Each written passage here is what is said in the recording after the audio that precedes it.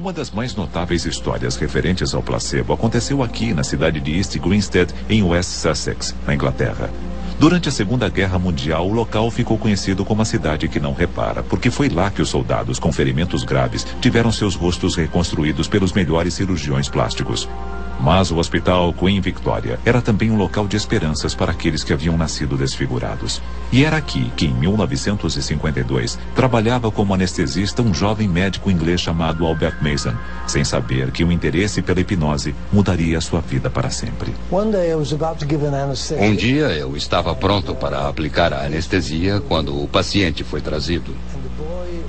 O menino tinha 15 anos de idade e estava coberto com milhões de verrugas. O cirurgião havia tentado enxertar pele do peito, que não tinha as verrugas, nas mãos dele. E ele estava desgostoso consigo mesmo porque, inclusive, as mãos do paciente haviam piorado um pouco. Como o cirurgião era jovem e um tanto presunçoso, eu disse: "Por que você não o trata com hipnose?" Porque eu achava que eram verrugas. O médico olhou para mim piedosamente e disse: "Por que você não faz isso?"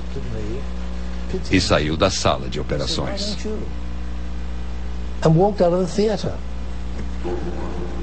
Sabe-se há muito tempo que, às vezes, a hipnose consegue fazer com que algumas verrugas desapareçam, embora ninguém saiba por quê.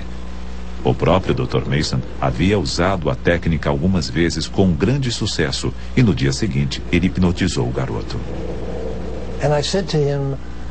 Eu disse a ele: "As verrugas do seu braço direito vão cair e crescerá uma pele nova, normal e macia." E pedi que ele voltasse em uma semana. Quando o menino voltou, ficou claro que a hipnose havia funcionado. A mudança era fantástica. Este é o braço do menino antes e depois da hipnose feita pelo Dr. Mason. Eu sorri e disse: "Isso é muito bom. Vamos lá mostrar para o Dr. Moore, o cirurgião."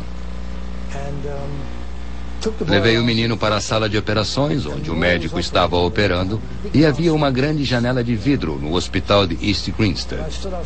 Eu fiquei do lado de fora e estendi os braços do menino, o tratado e o não tratado. O Dr. Moore olhou, de olhos arregalados.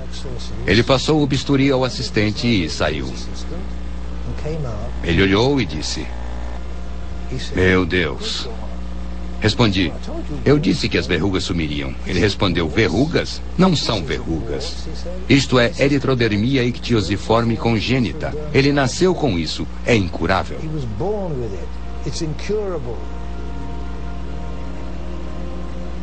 O que Albert Mason havia feito era impossível. O menino havia nascido com uma doença que tornava sua pele grossa e rachada como o couro de elefante. As vítimas sofrem de infecções intermináveis na pele que acabam se provando fatais. A maior parte delas morre na infância. Mas o paciente do Dr. Mason sobreviveu com pele nova e rosada que cresceu em quase todo o seu corpo. E isso salvou a vida dele, e o londrino maltratado na escola por causa de sua aparência estranha pôde ter uma vida normal, puramente por causa do poder da sugestão, que é um componente essencial para o efeito placebo.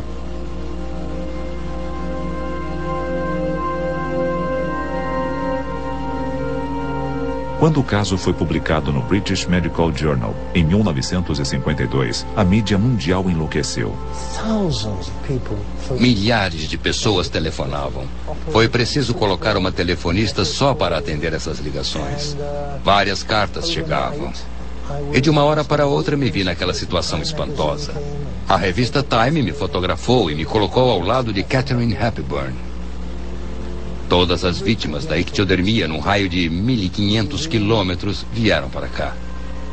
Não eram muitos. É uma doença muito rara. Tentei tratar todos eles, mas nenhum respondeu. Nem sinal.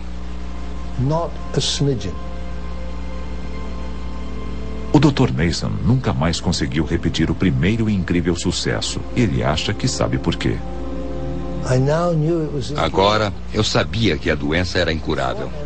Antes achei que eram verrugas e tinha certeza de que conseguiria curar verrugas.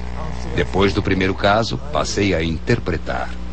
Eu sabia que não havia como curar. E eu tenho certeza de que passava isso.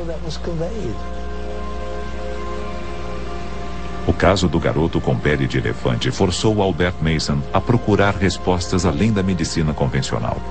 Hoje ele mora em Beverly Hills, na Califórnia, onde é um grande psicanalista. A última vez que ele viu o menino foi há mais de 40 anos, mas nunca o esqueceu. E nunca parou de se perguntar o que havia acontecido. Após uma longa busca, encontramos o garoto com pele de elefante, que agora é um homem de 67 anos. Ele não tem filhos, mas é casado e mora aqui em Londres. Inacreditavelmente, ele ainda está livre da terrível doença que deve tê-lo atormentado quando era criança. Mas o Dr. Mason nunca revelou a identidade do paciente, pois essa era a única chance que ele teria de levar uma vida normal. Com isso, um dos mais célebres casos na história da medicina escorregou de volta para as sombras. E é lá que ele quer permanecer. Mas nesse caso único pode estar a esperança para o futuro, a possibilidade para o poder de cura da mente. Descobrir exatamente qual a combinação de imagens, sons e símbolos que podem curar o incurável continuará sendo um dos maiores desafios para os cientistas que se reuniram nesse recanto remoto da Irlanda. Resta também descobrir como fazer para usar o efeito sem recorrer à mentira. Há um sentimento difundido de que o placebo só funciona se você não sabe que é isso que está recebendo.